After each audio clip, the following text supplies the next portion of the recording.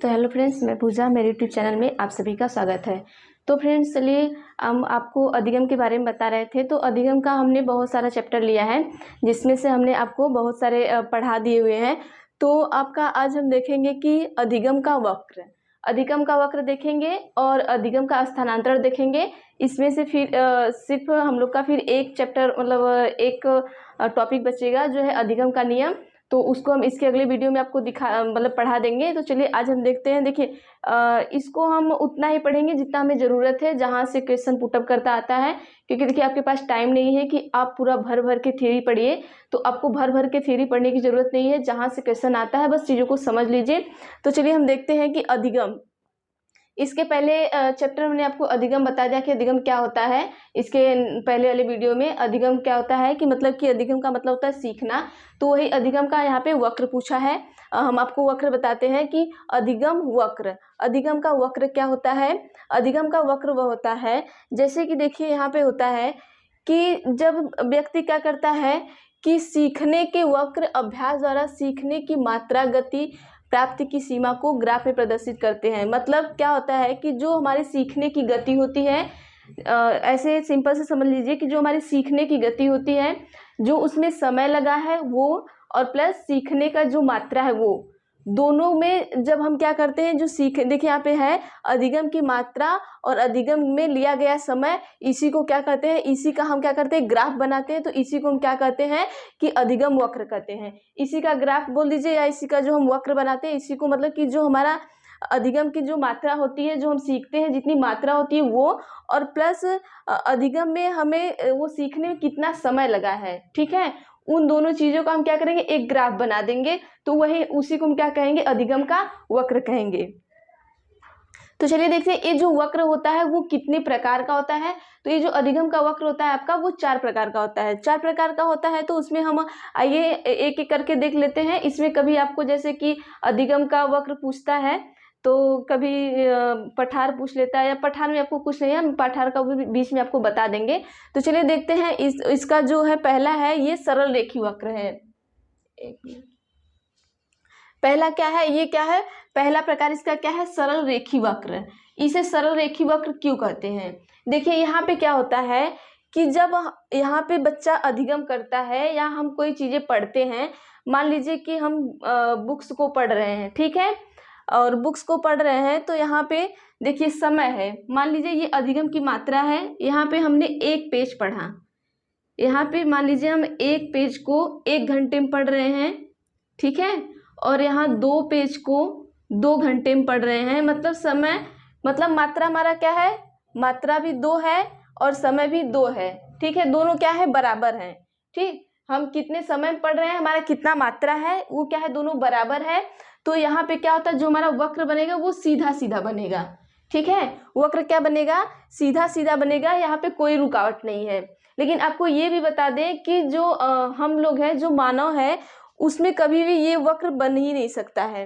क्योंकि ऐसा कभी नहीं हो सकता है कि आप मतलब कि टाइम को इतना अच्छे से मैनेज कर पाए कि नहीं, अगर हम 1 घंटा है तो 1 घंटे में ये काम करेंगे, दूसरे घंटे में ये करेंगे, तीसरे में ये करेंगे, मतलब हमें रुकना ही नहीं है। ऐसा नहीं है, एक वक्त आता है जब आप थक जाते हो और वहाँ आपको रुकना ही रुकना है। तो ये तो सरल सीधा वक्र बता दिया है कि जब आदमी लगातार काम करते रहे, और मतलब कि जैसे 1 घंटा कर रहा है तो 1 घंटे में जितना काम करना है हमने उतना काम अपना कंप्लीट कर लिया है, तो वहाँ पे क्या रुकावट नहीं आया, तो उसी को हम क्या कहेंगे, सरल वक्र कहेंगे। ठीक है, अब आइए देखते हैं नेक्स्ट। यहाँ पे आपको समझ में आ गया कि 1 घंटे में 1 पेज पढ़ रहे हैं तो 2 घंटे में 2 पेज पढ़ेंगे, 3 घंटे में 3 पढ़ेंगे, मतलब हमें बीच में रुकना नहीं है। जब हम बीच में नहीं रुकेंगे तो उसी को हम क्या कहेंगे, सरल रेखी वक्र कहेंगे। तो ये वक्र कैसा बनेगा, ये सीधा सीधा बन जाएगा। यहाँ पे देखिए कोई रुकावट नहीं है, यहाँ पे जो वक्र है वो क्या है, एकदम सीधा सीधा बना हुआ है, ठीक है। तो चलिए नेक्स्ट वक्र देखते हैं क्या है। नेक्स्ट हमारा है नतोदर वक्र। मतलब नतोदर वक्र को देखिए हम 3 नाम से जानते हैं। पहला हो गया नतोदर वक्र, दूसरा नाम इसका हो गया सकारात्मक वक्र, और तीसरा नाम इसका क्या हो गया, अवतल वक्र। ठीक है, अब देखिए इसमें अधिगम कैसे होता है, मतलब इसमें समय को कैसे मैनेज करते हैं, मात्रा कितना रहती है, कभी मात्रा कम हो जाती है या ज़्यादा हो जाती है, तो उस चीज़ को हम देखते हैं। देखिए इसमें क्या होता है, जब हम नतोदर वक्र में जाते हैं, मतलब सकारात्मक में जाते हैं, तो सकारात्मक में क्या होता है, देखिए पहले हम आपको सकारात्मक बता दें। जैसे सकारात्मक चीजें क्या होती है, जैसे निगेटिव पॉइंट से जब हम धीरे धीरे ऊपर पॉजिटिव की तरह जाएं तो वही क्या हमारा सकारात्मक है। तो यहाँ भी क्या होता है कि पहले क्या होता है कि पहले वो धीमी गति से चलता है, ठीक है। जैसे होता है ना कि कोई बच्चा है वो सीख नहीं पा रहा है, तो वो क्या कर रहा है, धीरे धीरे सीख रहा है और वो चीज़ों को सीख गया। तो अब क्या कहते हैं ना कि एक सकारात्मक रूप हमें मिला है, मतलब कि पहले तो ये निगेटिव था कि मतलब कुछ भी नहीं सीख पा रहा है, लेकिन अब क्या हमें सकारात्मक रूप मिला है कि नहीं, क्योंकि वो पूरा सीख गया है। तो यहाँ पे देखिए क्या होता है, इस वक्र में क्या होता है, नतोदर वक्र में क्या होता है कि ये सकारात्मक होता है और अवतल होता है। तो इसमें क्या होता है कि देखिए पहले धीमी गति से होता है, ठीक है। पहले ग्राफ क्या होता है, पहले सीखना क्या होता है, धीमी गति से होता है, फिर उसके बाद तेज होने लगता है। पहले क्या होता है, धीमी गति से जाता है बच्चा, मान लीजिए यहाँ धीरे धीरे सीखता है, सीखते सीखते क्या करता है, फिर ऑटोमेटिक वो बहुत तेज सीखने लगता है, ठीक है। फिर वो क्या होता है, बहुत ये ग्राफ क्या होता है, बहुत तेज गति से बढ़ने लगता है।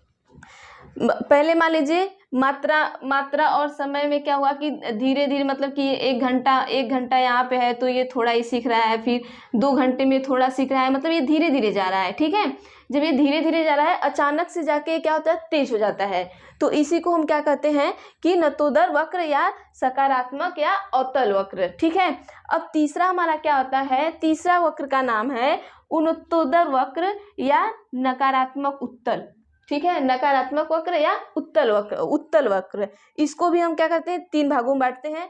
ये शायद आपको दिख नहीं रहा होगा, तो इसमें देखिए क्या होता है, यहाँ पे हम दिखा देते हैं थर्ड का, ठीक है। तीसरे का दिखा देते हैं।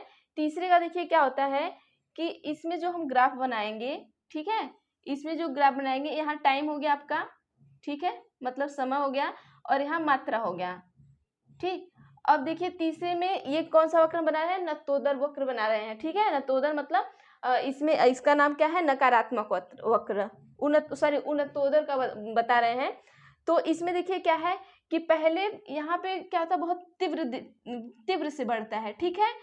फिर यहाँ से क्या होता है कि धीरे धीरे रुक के क्या होता है, धीमा हो जाता है। पहले तो तीव्र हुआ, ठीक है, फिर जाके यहाँ पे धीमा हो गया, तीव्र मतलब तेज हुआ, फिर यहाँ पे जाके इसकी गति क्या हो गई, धीमी हो गई।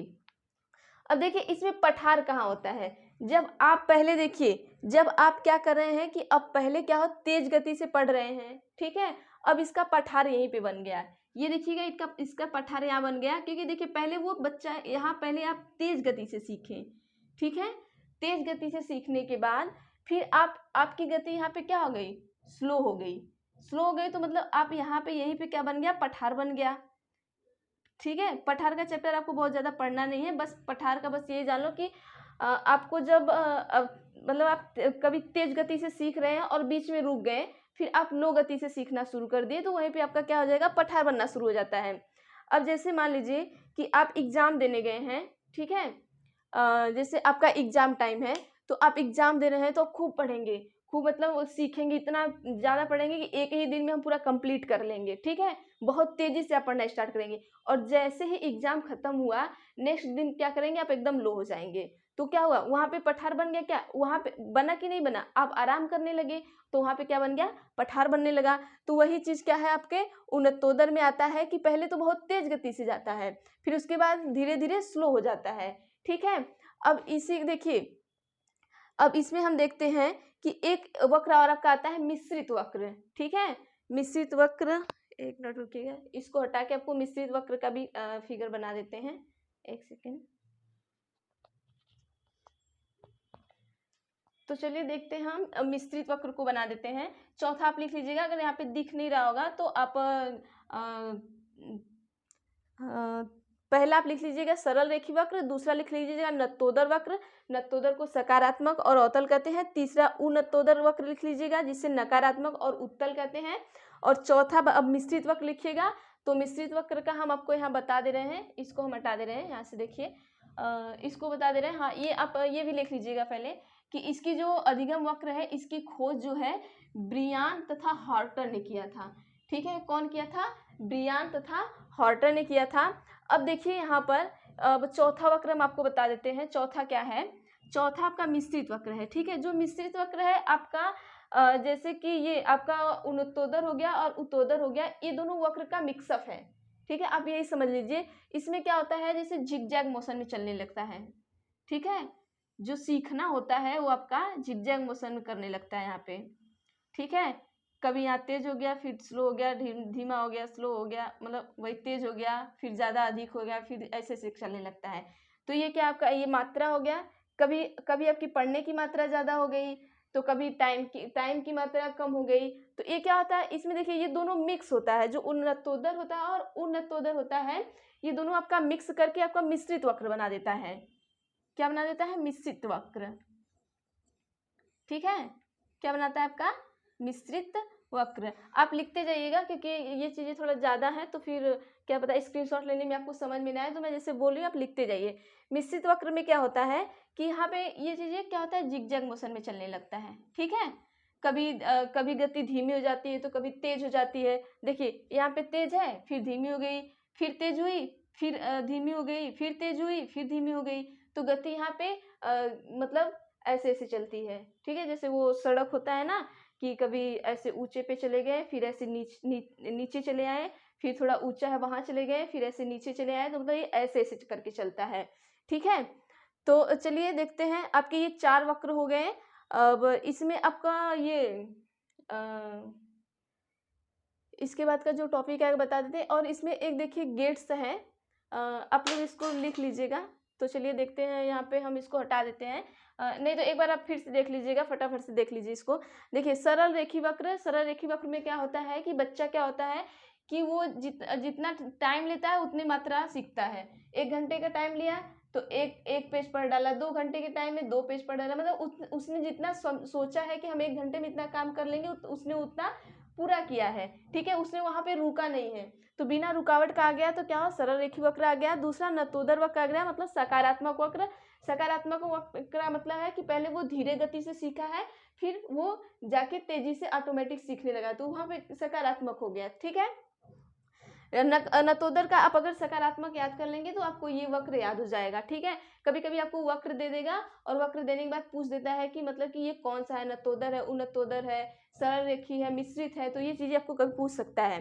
तो चलिए, और उन्नतोदर में क्या है कि ये नकारात्मक होता है। पहले तो बच्चा बहुत अच्छा खासा सीखता है, फिर बीच में वो क्या करता है, रुक जाता है। जब रुकावट आ जाती है तो वहां पे क्या होता है, पठार बनना शुरू हो जाता है। अब वही उसी को क्या कहते हैं, पठार कहते हैं। सीखने का पठार किसे कहते हैं, अब ये होता है सीखने का पठार किसे कहते हैं, मतलब कि जब बच्चा सीखता है, बहुत तेजी गति से सीखता है, तो बीच में जाके रुक जाता है, तो वही जो रुकावट आती है वही क्या होगा, हमारा पठार होगा। फिर उसके बाद से उसका सीखना क्या होगा, स्लो हो जाता है, तो वो किस में आ जाता है, उन्नतोदर में आ जाता है। फिर आपका मिश्रित वक्र आ गया। मिश्रित वक्र मतलब झिगजैग मोशन में चलने लगता है, समझ लीजिए एक तरीके से। तो इसमें नतोदर और उन्नतोदर, जैसे कि धीमा गति, तेज गति, धीमा गति, तेज गति, ऐसे चलने लगता है, ठीक है। अब इसमें एक आपका गेट्स और एक अन्य का एक कुछ ये है, मैं आपको लिख देती हूँ, शायद मैंने ऊपर लिखा है, आपको दिख नहीं रहा है। तो इसमें इनका एक कथन है, तो उसको हम लिख देते हैं। चलिए देखते हैं, इसमें कथन है। तो अब हमने तो इसको मिटा, अब वीडियो को थोड़ा वो करके आप लिख लीजिएगा, ये हमने मिटा दिया इसको। तो चलिए देखते हैं, सीखने का वक्र, अभ्यास द्वारा सीखने की मात्रा, ठीक है। ये गेट्स क्या कहते हैं, यहाँ पे एक मनोवैज्ञानिक है गेट्स, ठीक। गेट्स नहीं, गेट्स हैं। कौन से हैं, गेट्स। गेट्स ये कहते क्या है, मतलब कि ये वक्र के बारे में बोलते हैं कि वक्र क्या है, तो उसका एक ये कथन या एक परिभाषा ये देते हैं। कहते हैं कि जो सीखने का वक्र है वो क्या है, अभ्यास द्वारा सीखने की, मतलब हम अभ्यास से क्या करते हैं, सीखते हैं। तो ये क्या कहते हैं कि अभ्यास द्वारा, आप ये सब ये लिख लीजिएगा, अभ्यास द्वारा सीखने की, ठीक है, अभ्यास द्वारा सीखने की मात्रा गति, ठीक है, मात्रा गति प्रगति, ठीक है, प्रगति की सीमा को, मात्रा को, गति को और प्रगति को, ठीक है, प्रगति की सीमा को, इनकी क्या सीमा को क्या करते हैं, ग्राफ में प्रदर्शित करते हैं। सीमा को क्या करते हैं, ग्राफ में प्रदर्शित करते हैं, ग्राफ में प्रदर्शित करते हैं। जैसे नीचे जैसे हमने आपको ग्राफ बताया, ठीक है। तो ये किसका मतलब परिभाषा था, एक गेट्स व अन्य का परिभाषा था, किसके लिए, अधिगम वक्र के लिए, कि अधिगम वक्र क्या है। तो उन्होंने बताया कि अभ्यास द्वारा सीखने की जो मात्रा है, जो हम अभ्यास से सीखते हैं उसको हम, जैसे कि किसी चीज को हम सीख रहे हैं, ठीक है, तो उसको हम क्या कर दिए कि उसको हम ग्राफ में प्रदर्शित कर दिए, तो वही हमारा क्या हो गया, अधिगम वक्र हो गया। तो चलिए आप ये लिख लीजिएगा। इसके बाद वो स्थानांतरण का है, वो टॉपिक पढ़ा देते हैं, फिर एक नियम का बचा हुआ है, अगर आज हो जाता है तो ठीक है, नहीं तो हम अगली वीडियो में बता देते हैं। फिर उसके बाद आपको ये थर्मोडाइक और ये सब आएंगे, तो वो सब बहुत इंपॉर्टेंट है, उनको भी पढ़ना है, ये भी इंपॉर्टेंट था, मैंने बता दिया। फिर शायद अधिगम का चैप्टर आपका 1-2 वीडियो में कंप्लीट हो जाए। चलिए इसको ले लीजिए स्क्रीनशॉट।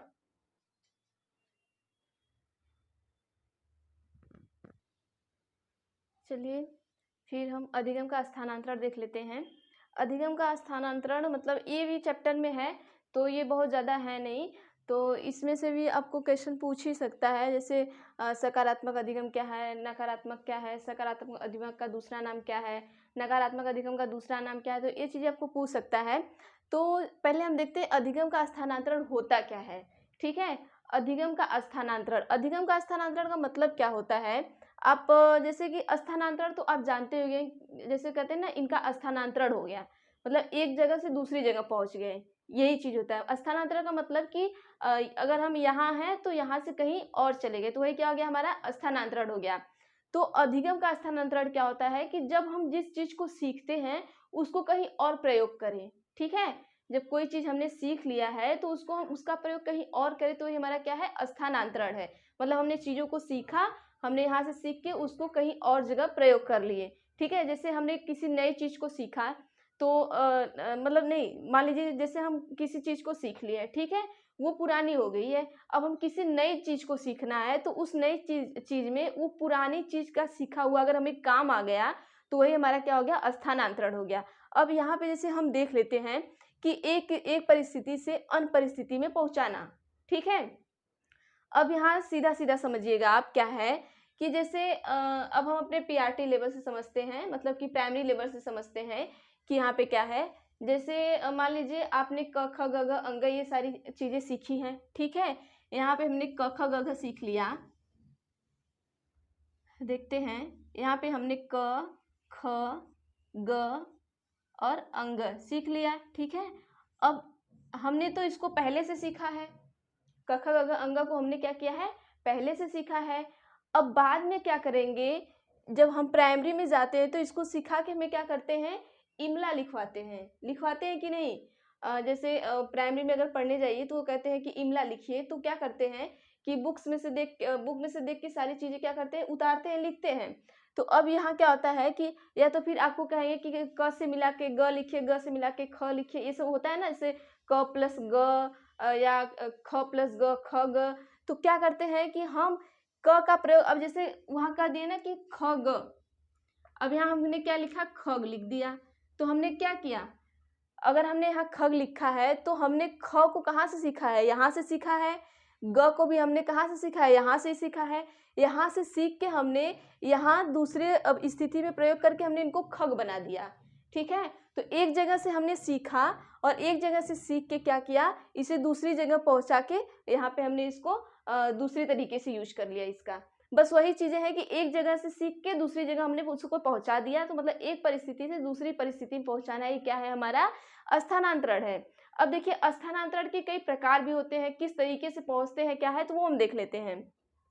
तो देखिए इसमें स्थानांतरण के प्रकार हैं सकारात्मक, पहला प्रकार क्या है, सकारात्मक अधिगम स्थानांतरण, ठीक है। ये क्या हमारा अधिगम का स्थानांतरण है, तो हम यहाँ अधिगम का ही पढ़ेंगे। तो सकारात्मक अधिगम स्थानांतरण, तो मतलब जैसे कि इसमें क्या होता है कि इसको देखिए, एक इसका नाम और है धनात्मक स्थानांतरण, ठीक है। सकारात्मक को हम धनात्मक भी बोलते हैं, कभी कभी आपको ये क्वेश्चन में पूछ देता है, तो आप इसे भी याद रखिएगा कि सकारात्मक को धनात्मक बोलते हैं और नकारात्मक अधिगम को ऋणात्मक बोलते हैं, ठीक है। इनका दोनों नाम आप याद रखिएगा।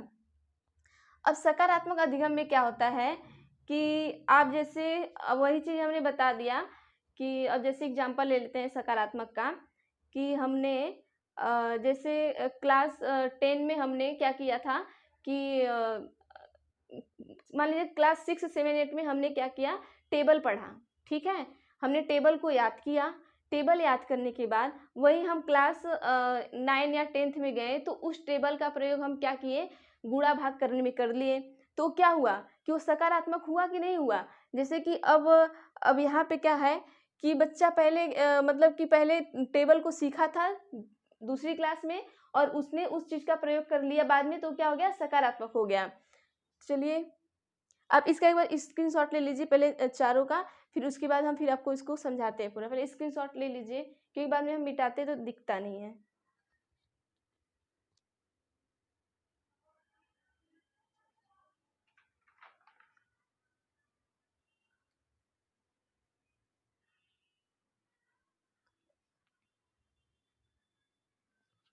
चलिए हो गया। चलिए देखते हैं। अब जैसे देखिए कहाँ बता रहे थे हम, हाँ सकारात्मक में। जैसे जो पहले का हम सीखे हुए हैं उसी को बाद में हम यूज कर लें। जैसे कि मान लीजिए पहले का हम कुछ चीज़ें सीखे, जैसे हमने यहाँ आपको बता दिया ना कि पहले का हम क ख ग घ अंग सीखे हैं, बाद में इसी को क्या कर लिए कि हम खग में यूज कर लिए, तो हमें यूज हुआ कि नहीं हुआ, तो वही सकारात्मक चीज़ें हैं। ठीक है। अब जैसे कि अब यहाँ पे है जैसे कि हाँ मान लीजिए कि हम क्लास 6 में इंग्लिश पढ़ रहे थे और इंग्लिश पढ़ने के बाद हमको क्लास 10 में भी इंग्लिश ही लेना है। अगर वहाँ क्लास 10 में आपको इंग्लिश लेना, क्लास 6 में आपने इंग्लिश पढ़ा है, क्लास 10 में आपको इंग्लिश लेना है।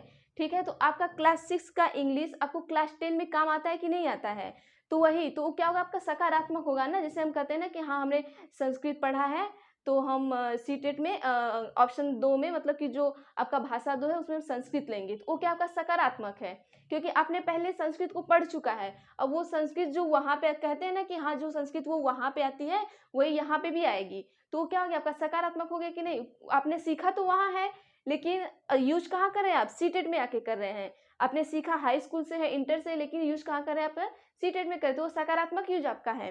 तो चलिए देखते हैं नेक्स्ट, देखें नकारात्मक अधिगम। नकारात्मक अधिगम का मतलब है जैसे कि आपने तो अब वहाँ पे संस्कृत लिया था, ठीक है, आपने 9, 10th, 11th में संस्कृत लिया था, अब सीटेट में आके आपका इंग्लिश हो गया।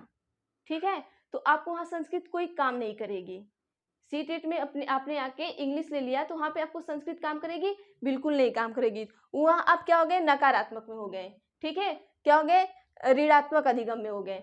अब ये मतलब आपका अधिगम यहाँ पे काम नहीं देगा। अपने यहाँ पे देखिए सकारात्मक में क्या क्या था, सकारात्मक में आपने संस्कृत पढ़ा था, ठीक है, संस्कृत का अधिगम अध्ययन किया था, संस्कृत पढ़ा था, तो संस्कृत आपको काम दे गई, कहाँ पे, सीटेट में काम दे गई।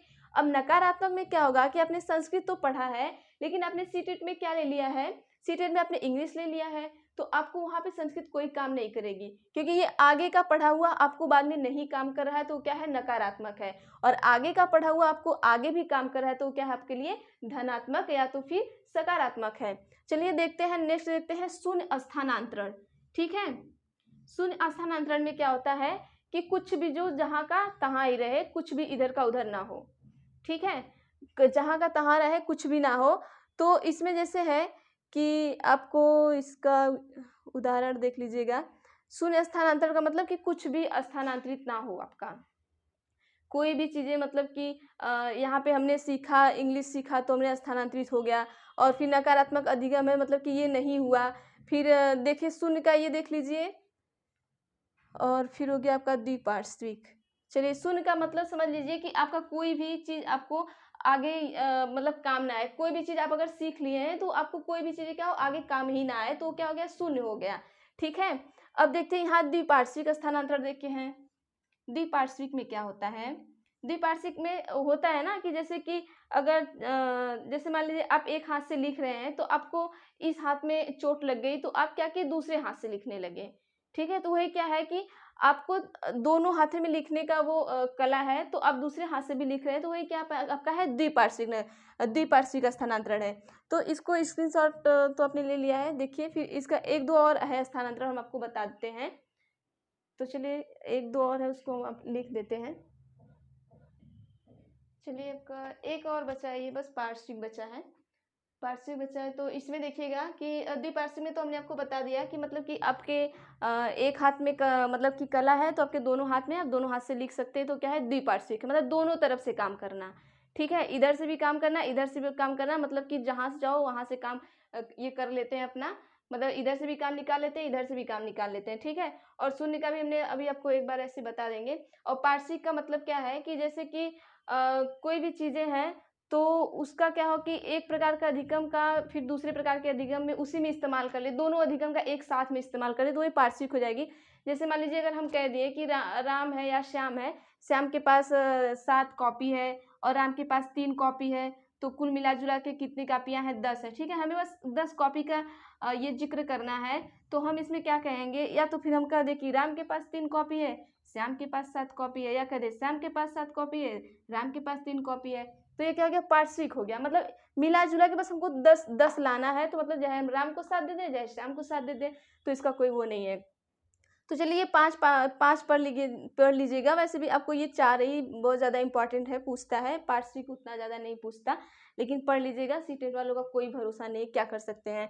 तो चलिए देखते हैं, सकारात्मक हमने बता दिया कि जब आप चीज़ों को सीखें वही दूसरी जगह चीज़ें आपको काम आ जाए तो वो सकारात्मक हो गई। नकारात्मक मतलब कि आपने चीज़ें तो सीखी है लेकिन वो कहीं काम ही नहीं आ रही हैं, तो मतलब वो नकारात्मक हो गई। और फिर उसके बाद जैसे इसमें ये भी होता है ना, जैसे नकारात्मक में हो गया कि बच्चा अगर आप पहले अब बच्चे को क्या करें, पहले हिंदी मीडियम से पढ़ा दीजिए 5 तक, फिर उसके बाद कहिए कि अब सीबीएसई बोर्ड से पढ़ो। अब क्या हुआ, अब उसका हिंदी पूरा तो गायब, हिंदी उसका पूरा गायब। अब वो क्या करेगा, इंग्लिश मीडियम से पढ़ेगा तो वहाँ उसको हिंदी कोई काम ही नहीं है, तो वो हो गया। अब शून्य स्थानांतरण मतलब इसमें कोई स्थानांतरण ही नहीं होता है। बच्चा कुछ भी, जैसे मान लीजिए शून्य स्थानांतरण मतलब समझ लीजिए कि बच्चा अब खेल के आया है, तो खेल के आया है तो खेल का प्रयोग अगर हम क्या करें, मान लीजिए वो क्रिकेट खेल के आया या तो वॉलीबॉल खेल के आया, तो अब उसका स्थानांतरण आप क्या करते हैं, पढ़ाई में नहीं कर सकते हैं ना। अगर आप कहें कि वो खेल क्या है तो उसका स्थानांतरण हम पढ़ाई में कर दें, तो ऐसा तो हो नहीं सकता है, तो वो शून्य होगा। मतलब खेल का स्थानांतरण हम पढ़ाई में करना चाहें तो वो नहीं होगा, तो वहाँ पे क्या होगा, वो शून्य स्थानांतरण हो गया। और ये पार्श्विक आपका हो ही गया कि चाहे शाम को 7 दे दे, चाहे राम को 7 दे दे, लेकिन लाना हमको 10 ही है, ठीक है। तो ये आपके स्थानांतरण हो गए। अब देखते हैं इसके बाद हम आपको बताएंगे।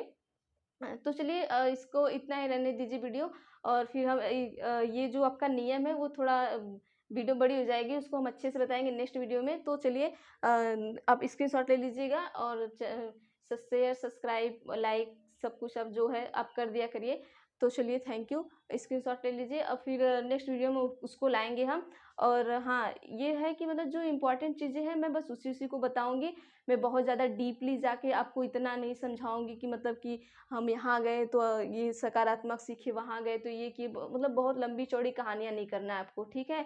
जहाँ जहाँ से पॉइंट टू पॉइंट पकड़ना है बस वही पॉइंट पकड़िए, माइंड में रखिए और एग्ज़ाम को दीजिए। पहले आप एग्ज़ाम क्वालिफाई करने तक आप चीज़ों को याद करिए, ठीक है। ऐसा नहीं है कि हम आपको पूरा थियरी एकदम शुरू से अंत तक बताने तो वहाँ पे क्या होता है ना, इंसान का दिमाग डाइवर्ट हो जाता है और उससे जब चीज़ें नहीं समझ में आती तो इधर उधर करने लगता है। अब पॉइंट टू पॉइंट चलेंगे, टॉपिक में पॉइंट टू पॉइंट चलेंगे तो आपको चीज़ें याद रहेंगी। देखिए पूछता कहाँ है, हम कहानी बताएंगे तो वो कहानी से तो पूछता है नहीं ना, आपको कहानी वहाँ काम आने वाली है, ठीक है। तो बस पॉइंट ही आपको वहाँ काम आता है, जब ये पॉइंट आप पढ़े रहेंगे देखे रहेंगे तो ये पॉइंट आपको वहाँ पे क्या होगा, काम आएगा। तो चलिए नेक्स्ट हम वीडियो नेक्स्ट करते हैं, और हाँ आपको ईवीएस का भी वीडियो लाना है तो हम देखते हैं, उसका भी 1-2 वीडियो डालते हैं। तो चलिए थैंक यू, स्क्रीनशॉट ले लीजिए आप।